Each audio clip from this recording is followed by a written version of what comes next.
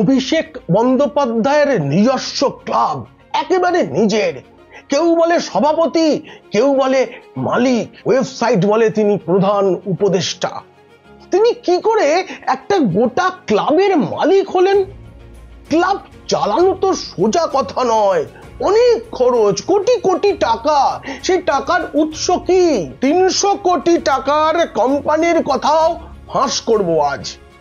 জানেন, ভারতে আর কোন সাংসদের এমন প্রথম শ্রেণীর কোনো ক্লাব নেই। এই প্রতিবেদন যদি ভালো লাগে অবশ্যই সাবস্ক্রাইব করবেন। পিনাক্কি বলছে। এখন উল্কার গতিতে অভিষেক বাবুর ক্লাবের এই উত্থান রহস্য জানতে দেখুন এবং শুনুন পিনাক্কি বলছে। একটু মন খারাপ নিয়ে এই প্রতিবেদন, আবার অনেকটা গর্ব নিয়েও এই প্রতিবেদন। মন খারাপ কারণ এবার এই ডুরান্ড কাপ বাংলায় রইল না। ইস্ট বেঙ্গলকে হেলায় হারিয়ে দিলেও ফাইনালে 5 গোলে পরাজিত অভিষেক বাবুর ক্লাব। তবে গর্ব কেন জানেন? এই বাংলার গর্বের সাংসদ অভিষেক বন্দ্যোপাধ্যায় একা একটা ক্লাব তিনি চালান 3 বার, মাত্র 3 বারের সাংসদ অভিষেক বাবু। কোথা থেকে আসে এই খেলোয়াড় থেকে কোচ নেওয়ার কোটি কোটি টাকা? কারা দেন? কেন দেন? এমন অনেক প্রশ্ন আমার মাথায় কদিন ধরে ঘুরছিল, ওই যেদিন ইস্ট বেঙ্গলকে হারালো সেদিন থেকে। তারপরে খোঁজ নিতে গিয়ে দেখি রহস্য আর রহস্য। অভিষেক কেন এমন একটা ক্লাব বানাতে গেলেন, পরিচালনা করতে গেলেন, সেটাও এক রহস্য। সাধারণত রাজ পরিবারের লোকেরা ক্লাব বানান, সেটা একটা পরিবারের ক্লাব হয়, সেখানে গলফ, পোলো এসব খেলা হয়। কিন্তু ফুটবল ক্লাব, দলে সবাই তাকে যুবরাজ বলে ডাকেন, সবাই নয়, অনেকে তাকে যুবরাজ বলে ডাকেন, কিন্তু তার তো কোনো রাজত্ব নেই। নাকি ডায়মন্ড হারবার তার নিজস্ব রাজত্ব? অভিষেক বাবুকে আমি গর্বের সাংসদ কেন বললাম জানেন? এই রাজ্যে যে 42টা লোকসভা আসন, তার বাকি 41 জন। শুধু তাই নয়, অতীতে শত শত সাংসদ এসেছেন গেছেন, তারা অনেকে দুর্দণ্ড প্রতাপ ছিলেন, প্রচুর প্রচুর টাকার মালিক ছিলেন, কিন্তু তারা কেউ এরকম একটা প্রথম শ্রেণীর ক্লাব চালানোর কথা ভাবেননি। নাকি তাদের এলেম ছিল না? যে টিম ইস্ট বেঙ্গল, মোহনবাগান, মোহামেডান, বাংলার 3 প্রধান ফুটবল ক্লাবকে টেক্কা দিয়ে এবার ডুরান্ড ফাইনাল খেললো। হেরেছে কিন্তু ফাইনাল খেলেছে। ডায়মন্ড হারবার এফসির কোচ কিবু ভিকুনা, এই স্প্যানিশ কোচ ভিকুনাকে কলকাতায় নিয়ে আসে মোহনবাগান ক্লাব। শতবর্ষ প্রাচীন, লক্ষ লক্ষ সমর্থক, সদস্য। সেই ক্লাব যখন এনেছিল তখন নাকি কিবুর মাসিক বেতন ছিল 40 লাখ টাকা, কম বেশি হতে পারে। সেই শতবর্ষ প্রাচীন মোহনবাগানের যে ক্ষমতা, সেই ক্ষমতায় কিবুকে তারা নিতে পেরেছিলেন, অনেক বড় বড় স্পন্সর আছে। কিন্তু সেই কোচকে ডায়মন্ড হারবার মানে অভিষেক বাবুর ক্লাব তুলে নেয়, নিজেদের ক্লাবে করে নিয়েছে কিবুকে। তাকে কি এত টাকা দিতে হয়, এবং খেলোয়াড়দের টাকা দেওয়া, প্রশিক্ষণ, এত টাকা কি শুধু অভিষেক বাবুর একার? কত টাকা খরচ সত্যি সেটা কেউ জানে না। তবে ময়দানের লোকেরা বলেন এবার যে টিমটা হয়েছে এই টিমটা 8 কোটি টাকার টিম। কিন্তু কোচ কিবু এতটাই পারদর্শী যে তিনি সেই টিমকে নিয়েই ফাইনাল অবধি পৌঁছেছেন ডুরান্ড কাপে। সারা বছর কত খরচ হয় এসব প্রশ্ন আমি করেছিলাম ময়দানের সাংবাদিকদের, ময়দানের সাথে ঘনিষ্ঠ সম্পর্ক এমন লোকেদের, তারা বলতে পারলেন না। আসলে আমার সঙ্গে না, সত্যি কথা বলছি, খেলার মাঠের যোগাযোগ ব্যাপারটা হচ্ছে আদার ব্যাপারে আর জাহাজের মতো। তাই আমি অন্য সংবাদ মাধ্যম, অন্য সাংবাদিকদের উপরে ভরসা করি কোথায় কি ছাপা হলো সেটা দেখার জন্য। কেমনই ক্লাব, 2020 সালে সাংসদ অভিষেক বন্দ্যোপাধ্যায়ের উদ্যোগে এর জন্ম। এই যেদিন ফাইনাল খেলা ছিল সেদিন এই সময় সংবাদপত্র, অনেকে বলেন এই সময় সংবাদপত্রের সঙ্গে অভিষেক বাবুর একটা ঘনিষ্ঠ সম্পর্ক আছে, আবার অনেকে বলেন যেটা দূর সম্পর্কের যোগাযোগ আছে। সেটা যাই হোক, এই ক্লাব সম্পর্কে এই সময়ে সংবাদপত্রের অনলাইন সংস্করণ ফাইনাল ম্যাচের দিন 23 আগস্ট 2025 লিখছে, একটা টিম 4 বছরের মধ্যে রাজ্যের ফুটবলের চতুর্থ শক্তি হয়ে 3 প্রধানকে কি করে টক্কর দিচ্ছে। জবাব উঠে আসছে 4টে ফ্যাক্টরে। 1, ছোট মাপের টিম ম্যানেজমেন্ট, কোন সিদ্ধান্ত নেওয়ার ক্ষেত্রে তাই মতবিরোধ তৈরি হয় না, খুব ভালো। 2, টিমের প্রতিষ্ঠাতা প্রেসিডেন্ট সাংসদ অভিষেক বন্দ্যোপাধ্যায়ের দর্শন, তিনি টিমের পরিকাঠামোগত ব্যাপারে হস্তক্ষেপ করলেও টেকনিক্যাল ব্যাপারে কোচ ও ম্যানেজমেন্টকে পূর্ণ স্বাধীনতা দিয়েছেন। সত্যি এটা খুব প্রয়োজনীয়। 3, অন্য ক্লাবে ফুটবলার বাছাইয়ে এজেন্ট রাজ বড় ভূমিকা নেয়, কিন্তু তাদের ক্ষেত্রে সেটা হয় না। ক্লাবের ভাইস প্রেসিডেন্ট আকাশ বন্দ্যোপাধ্যায়, ইনি হচ্ছেন অভিষেক বন্দ্যোপাধ্যায়ের তুতো ভাই। ক্লাবের ভাইস প্রেসিডেন্ট আকাশ বন্দ্যোপাধ্যায় বলছিলেন, কোচের সঙ্গে আলোচনা করে ফুটবলার বাছাই করি আমরাই, এজেন্টের ভরসায় আমরা টিম গড়ি না। আর 4 নম্বর ফ্যাক্টরটা কি, উপযুক্ত পরিকাঠামো। খুব মন দিয়ে শুনবেন এই জায়গাটা। একটা টিমের ভালো ফলের পিছনে প্রয়োজন ভালো মাঠ। ডায়মন্ড হারবার শুরুর লগ্ন থেকেই ফুটবলারদের সেই সুযোগ দিয়েছে নিজস্ব মাঠ বানিয়ে, সঙ্গে ফুটবলারদের নিয়ে সুখী সংসার বানাতে তারা ফুটবলারদের এক নামকরা হোটেলে বছরের পর বছর রেখেছে। ফলে ফুটবলারদের মধ্যে বোঝাপড়া তৈরি হয়েছে দারুণ। নামকরা হোটেল, নামটা বলা হয়নি, খরচ আছে কিন্তু। বছরের পর বছর একটা টিম, 11 জন তো খেলেন, তার বাইরেও তো আরো অনেক জনা 25 হবে, তাদেরকে বছরের পর বছর একটা নামকরা হোটেলে রাখা হয় তাদের মধ্যে একটা টিম স্পিরিট তৈরি করার জন্য। ভাবা যায়, গর্ব করা উচিত। আচ্ছা, এই এত কিছু করতে তো আসল জিনিসটা তো টাকা, টাকা তো লাগে।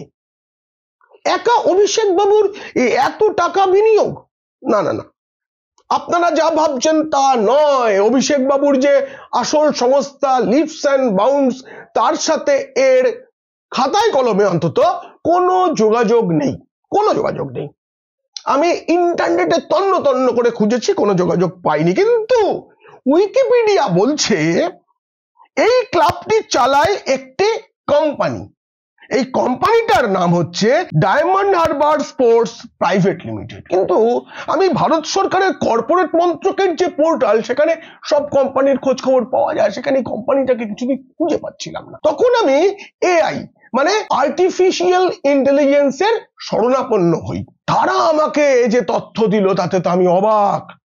তারা বলছে আছে আছে এমন একটা কোম্পানি আছে, সেই কোম্পানির একটা প্যারেন্ট কোম্পানি, মানে বাবা কোম্পানি প্যারেন্ট, বাবা মা যাই হোক, সেই কোম্পানির নামটা পেলাম Kolkata games and sports private limited. এই কোম্পানিটা না ডায়মন্ড হারবার, তার ঠিকানা ডায়মন্ড হারবারেরই কোম্পানি, আর সেটার অথরাইজড ক্যাপিটাল 300 কোটি টাকা। ইতিমধ্যেই বিনিয়োগ হয়েছে 285 কোটি টাকা।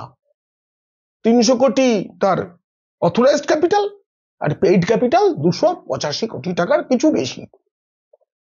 এই যে কোম্পানি, তার ডিরেক্টরদের মধ্যে অভিষেক বাবু দূরের কথা, বন্দ্যোপাধ্যায় পরিবারেরও কারো নাম নেই। তাদের নামগুলো আমি বলছি না, অপ্রয়োজনীয় তাই, কিন্তু তারা কে বা কারা সেটাও আমি জানি না। কোনো মানে নাম করা কেউ নেই, কোনো ব্যবসায়ী, কোনো শিল্পপতি, কোনো এমএলএ এমপি আমি মানে সেভাবে পাইনি। কিন্তু এই যে দামি সংস্থাটা, এটার জন্ম হয়েছে 2014 সালের ডিসেম্বরে। মানে অভিষেক বাবু প্রথমবার সাংসদ হলেন, তারপরে এরপরে আমি আরো অনেক খোঁজ খবর নিয়েছি, খোঁজ খবর নিয়ে দেখবার চেষ্টা করেছি যে এগুলো কি ভুল তথ্য পাচ্ছি, কিন্তু নানা দিক থেকে না বারবার এই একই তথ্য আসছিল। তবু এআই সাধারণত ভুল বলে না, তবু তো বলা যায় না। আমার একটা বিনীত অনুরোধ ডায়মন্ড হারবার ফুটবল ক্লাবের কর্তাদের প্রতি, এর সঙ্গে যুক্ত তৃণমূল নেতাদের প্রতি, আপনারাও যাচাই করুন। এই খবরগুলো যদি ভুল হয়, তথ্যগুলো যদি ভুল হয়, তাহলে না আপনারা ব্যবস্থা নিন। এই ধরনের ভুল খবর পরিবেশন করা তো ঠিক নয়। আমি যেখান থেকে পেয়েছি আমি সোর্সগুলো বলেও দিলাম আপনাদের, সেখানে দেখুন যদি এই ধরনের বিষয় থাকে। বাংলার গর্বের বিষয় নিয়ে এরকম মিথ্যা প্রচার মেনে নেওয়া সম্ভব নয়, আমার পক্ষে তো সম্ভব নয়। আমি চাই না, আমি চাই দুধ কা দুধ পানি কা পানি হওয়া উচিত। কারণ ইন্টারনেটে এআই যদি এই ধরনের তথ্য দেয়, এটা কিন্তু শুধু আমি পাচ্ছি না, আমি সার্চ করেছি তাই। যে কেউ করলে পাবেন, গোটা পৃথিবীর যে কেউ করলে পাবেন। মিথ্যা হলে সেটার কারেকশন দরকার। আমি শুরুতেই অভিষেক বাবুকে বাংলার গর্ব বলেছি। কেন বলেছি জানেন? না, আসলে তিনি ভারতের গর্ব। কারণ এই দেশে যত সাংসদ রয়েছেন, রাজ্যসভা লোকসভা সব মিলিয়ে হাজার খানেক তো হবে মনে হয়, তাদের কারো এইরকম একটা প্রথম শ্রেণীর ফুটবল ক্লাব নেই যার জন্য কোটি কোটি টাকা প্রতি মাসে খরচ করতে হয়। নেই। তিনি সত্যিই ভারত রত্ন, আর ডায়মন্ড হারবার রত্ন তো বটেই। অভিষেক বাবু কেন এমন খরচ সাপেক্ষ ক্লাব করতে গেলেন, তার পেছনে একটা রহস্য আছে। সেটা বলার আগে না, আপনাদের একটা দারুণ মজার জিনিস আমি দেখাতে চাই। আমি গুগল তথা এআই যার কথা বলছিলাম, তার কাছে গেলাম, গিয়ে জানতে চাইছিলাম অতীতেও কোন সাংসদ ভারতের এরকম করে ক্লাব বানিয়েছেন। পেলাম, একজন বানিয়েছিলেন, জানেন? তার নাম চার্চিল অ্যালেমাও। ক্লাবটার নাম চার্চিল ব্রাদার্স। হ্যাঁ, গোয়ার, ঠিক শুনেছেন। এই যে ক্লাবটা, এই ক্লাবটা একজন ব্যক্তি সাংসদ বানিয়েছিলেন, অ্যালেমাও বাবু। তিনি দক্ষিণ গোয়ার সাংসদ ছিলেন এবং 1990 সালে 18 দিনের জন্য গোয়ার মুখ্যমন্ত্রী হয়েছিলেন তিনি। মানে খাতায় কলমে কিন্তু গোয়ার দ্বিতীয় মুখ্যমন্ত্রী, চার্চিল ব্রাদার্সের মালিক। তিনি কংগ্রেস করেছেন, নিজের দল বানিয়েছেন, আবার কংগ্রেসে গেছেন, ফিরে এসেছেন। ধনকুবের এই অ্যালেমাও, বিপুল সম্পত্তি তার, এবং গোয়ার রাজনীতিতে অনেকে তাকে মাফিয়াও বলতো নাকি। তিনি একবার সিবিআই এর হাতে গ্রেফতার হয়েছেন। লুইস বার্জার ঘুষকাণ্ডে জেলও খেটেছেন চার্চিল ব্রাদার্সের মালিক। কিন্তু আসল মজার বিষয়টা হচ্ছে, চার্চিল ব্রাদার্সের মালিক চার্চিল অ্যালেমাও এখন অভিষেক বাবুর দল তৃণমূলে। 2014 সালে তিনি তৃণমূলে যোগ দেন। তাকে নাকি দলে এনেছিলেন তখন রাজ্যের মন্ত্রী থাকা এখনো বিধায়ক মদন মিত্র। তৃণমূলের টিকিটে দক্ষিণ গোয়ায় প্রার্থী হয়েছিলেন চার্চিল ব্রাদার্সের মালিক, হেরে যান এবং তৃণমূল ছেড়ে দেন। কি সুবিধাবাদী বলুন তো। তবে একটা তবে আছে, 2021 সালে সেই চার্চিল ব্রাদার্সের মালিক আবার তৃণমূলে যোগ দেন। শুনেছি এখনো তিনি তৃণমূলেই আছেন। তবে ডায়মন্ড হারবার ক্লাব আর চার্চিল ব্রাদার্সের মধ্যে একটা কিন্তু ফারাক আছে। এখানে অভিষেক ও আকাশ বন্দ্যোপাধ্যায় পরিবারের দুই ভাই এখানে থাকলেও ক্লাবটা খাতায় কলমে কিন্তু পারিবারিক নয়, একটা কোম্পানির। অনেক তৃণমূল নেতা, এমনকি তাদের মধ্যে মোহনবাগান কর্তা, তারাও এই ক্লাবের সমর্থনে সেনাপতির পাশে দাঁড়ান। তবুও বলছি, এই ক্লাবটা তৃণমূলের নয়। আর চার্চিল ব্রাদার্স পুরোপুরি একটা পারিবারিক দল। এখন অ্যালেমাওয়ের কন্যা সেটি সামলান। তবে তৃণমূলের প্রবীণরা বলেন এটা ভাইপোর ব্যক্তিগত ক্লাব। এখানে একটা কথা বলে রাখি, তৃণমূলের প্রবীণরা কিন্তু আড়ালেই ভাইপো বলে ডাকেন, সামনে সম্ভবত স্যার বলেন। যাই হোক, তো তাদের সাথে আমি কথা বললাম, তো তারা নানা রকম বলছেন। একজনের বক্তব্য আপনাদের শোনাবো, আমি না লিখে রেখেছি। একজন নেতা, বড় মাপের নেতা, তার বক্তব্যটা একটু এদিক ওদিক হওয়া উচিত না। দেখুন, কলকাতায় ইস্টবেঙ্গল, মোহনবাগান এইসব ক্লাবের সভাপতিদের ছবি দিয়ে বিজ্ঞাপন হয় না, কিন্তু ডায়মন্ড হারবারের ক্লাবের মুখ কিন্তু অভিষেকই। তিনিই সব, যেমন আমাদের দল ও সরকারে মমতা দিই সব। হ্যাঁ, হোর্ডিং পড়ে তো অভিষেক। ডায়মন্ড হারবার ক্লাবের যে টিম বাস, সেখান থেকে শুরু করে সর্বত্র তার ছবি আছে। জার্সি উদ্বোধন খবর হয়, প্রতিটি কাগজে খবর হয়। তো আমি খোঁজ করছিলাম এই যে ক্লাবের টাকা কোথা থেকে আসে, এটা নিয়ে কি প্রথম আমার কৌতূহল হলো। আর কেউ কখনো জানতে চায়নি। দেখলাম যে না, কোনো খবরের কাগজেই বা ইন্টারনেটের যেসব ওয়েবসাইট রয়েছে সেখানে কোথাও কেউ এ নিয়ে অতীতে কোনো খবর করেনি। তো খুঁজতে খুঁজতে দেখলাম আনন্দবাজার একবার প্রশ্নটা করেছিল, সেটাও 2022 সালে যখন প্রথম শ্রেণীর দল হিসেবে উঠে এলো ডায়মন্ড হারবার ফুটবল ক্লাব। তবে অভিষেক বাবুকে প্রশ্নটা করা হয়নি, প্রশ্নটা করা হয়েছে প্রাক্তন ফুটবলার এবং এই ক্লাবের সঙ্গে যুক্ত মানস ভট্টাচার্যকে। তিনি কি বলবেন, তিনি কোনো জবাব দিতে পারেননি। তিনি বলেছেন যে আমরা অনেক স্পন্সর খুঁজছি, 22 সালের কথা বলছি, অনেক স্পন্সর খুঁজছি আর আমরা অনেক সদস্য বাড়াচ্ছি, সদস্য। তো এমন একটা গর্বের ক্লাবের সদস্য কি করে হওয়া যায়, এটা আমার মাথায় এলো। আমি সোজাসুজি চলে গেলাম ডায়মন্ড হারবার ফুটবল ক্লাবের ওয়েবসাইটে, সেখানে দেখলাম সদস্য হওয়া যায়। তারপর আমার কি খারাপ অভিজ্ঞতা আপনাদের একবার দেখাবো এবং বলবো। বারংবার আমি ক্লিক করলাম, 24 আগস্ট সকাল পর্যন্ত 10 থেকে 15 বার, হ্যাঁ তা তো হবেই বা তার বেশি, আমি চেষ্টা করেছি রেজিস্টার করার। এই দেখুন, এই যে এখানে রেজিস্টার লেখা আছে, সদস্য হওয়া, মেম্বারশিপ হওয়ার জন্য এখানে ক্লিক করলাম। লোগোটা এলো, খুলছে কিন্তু খুললো না। প্রতিবারই দেখা গেল 404 পেজ নট ফাউন্ড। এর মানে কি জানেন? এর মানে হচ্ছে ওয়েব সার্ভারটি আমার অনুরোধ করা ওয়েব পেজ খুঁজে পায়নি, নাকি নেই কে জানে। ইস্ট বেঙ্গল, মোহনবাগান, মোহামেডানের বাইরে কোন ক্লাবের সদস্য হতে মানুষ কতটা আগ্রহী হয়। আমি হয়েছিলাম, পারলাম না। শুধু ফাইনালে ওঠার জন্য, মানে শুধু টাকা নয়, এই ক্লাব প্রচুর তেল পায়, তেল। মানে ইস্ট বেঙ্গলকে হারিয়ে ফাইনালে উঠেছে ভারতীয় ফুটবলের চতুর্থ স্তম্ভ, বাঙালির নতুন গর্ব, খবরের কাগজের শিরোনামে শিরোনাম।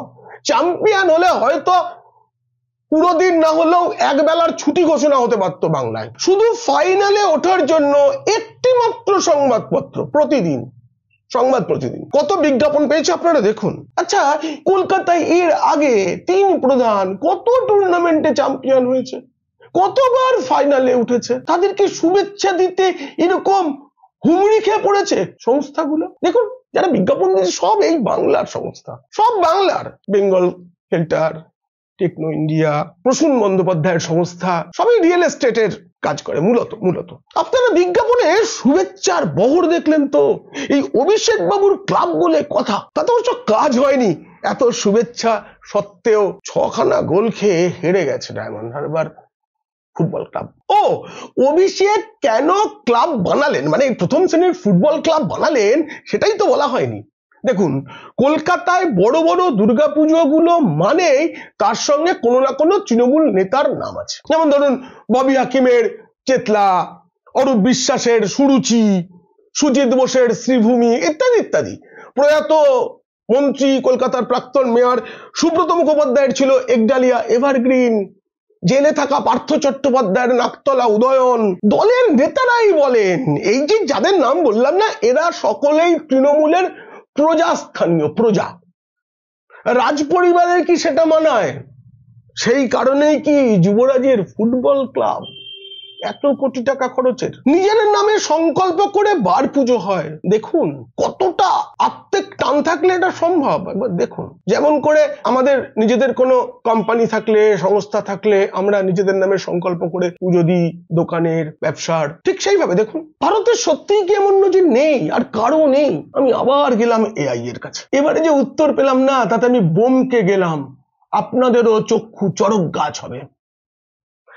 ভারতের কোন কোন রাজনীতিকের খেলাধুলার ক্লাব রয়েছে, পলিটিশিয়ান অফ ইন্ডিয়া, আমি এইটা এআই এর কাছে জানতে চাইলাম। উত্তরে এআই 6টি ক্লাবের তালিকা দিল এবং 6 জন রাজনীতিকের তালিকা দিল। আমার চোখ কপালে উঠে গেছিল, বিশ্বাস করুন। 6টি ক্লাবের কর্তায় তৃণমূলের কেউ কেটা। 1 নম্বরে অবশ্যই অভিষেক বাবুর ডায়মন্ড হারবার এফসি, তারপরে এলেমাও বাবুর চার্চিল ব্রাদার্স, তিনি তো তৃণমূলেই এখনো। 3 নম্বরে মমতা বন্দ্যোপাধ্যায় মাননীয় মুখ্যমন্ত্রী, তার ভাই অজিত ও স্বপন বন্দ্যোপাধ্যায়ের কালীঘাট মিলন সংঘ। পরের 3টি মন্ত্রী অরূপ বিশ্বাসের সুরুচি সংঘ, মন্ত্রী সুজিত বোসের শ্রীভূমি স্পোর্টিং ক্লাব এবং প্রাক্তন মন্ত্রী মদন মিত্রের বেলঘরিয়া অ্যাথলেটিক ক্লাব। আমি আবারও বলছি, যদি এই সব তথ্য এআই ভুল দিয়ে থাকে, ভুল নয় বলেই আমার মনে হয়, যদি দিয়ে থাকে তৃণমূলের উচিত প্রতিবাদ করা, কারেকশন করানো, গোটা পৃথিবী জানতে পারছে। সত্যি সত্যি বাংলার গর্ব তৃণমূল, ভারতেরও গর্ব। ভারতে আর কোন দলের এই রেকর্ড নেই। একমাত্র মানে সর্বভারতীয় নয়, কিন্তু সর্বভারতীয় রেকর্ড আছে। একমাত্র এই দলেরই স্লোগান হতে পারে খেলা হবে অভিষেক বাবুর ক্লাবের রহস্য ফাঁসের এই খেলা কেমন লাগলো জানিয়ে অবশ্যই কমেন্ট করুন। আর ভালো লাগলে বন্ধুদের, খারাপ লাগলে শত্রুদের শেয়ার করুন। আর আপনারা মজায় থাকুন, ভালো থাকুন।